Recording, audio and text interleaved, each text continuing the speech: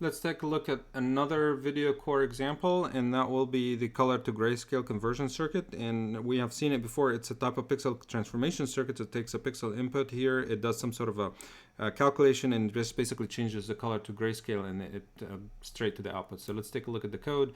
The code is exactly the same as we've seen it in the hardware implementation.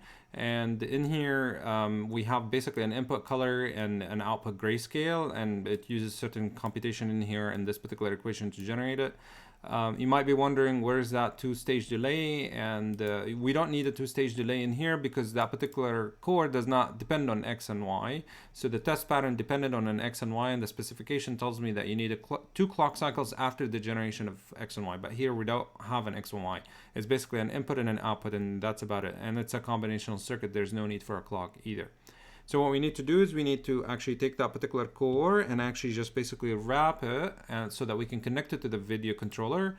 And by wrapping it, meaning like you're going to provide it with some sort of standard signals, and these signals are the chip select, the write, the address, and the write data. And of course, we have a stream input and a stream output. And if you take a look at it, the code itself, what it does, it just basically instantiate the hardware color to grayscale and just connect the input stream in, and then outputs like into an intermediary signal.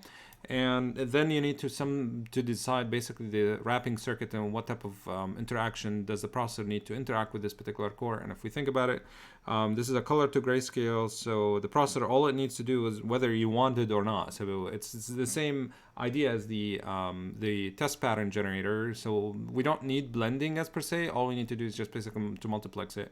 And the way we're going to do it is like if you're writing specifically, again, you technically need to actually check if it's actually at this particular location, but because this is the only interaction the processor, or the only way, or the only thing that the processor wants to write to this particular core, so I don't really need to check that address because I'm not doing anything else. So if the processor wants to write, this is how we actually test to this particular core.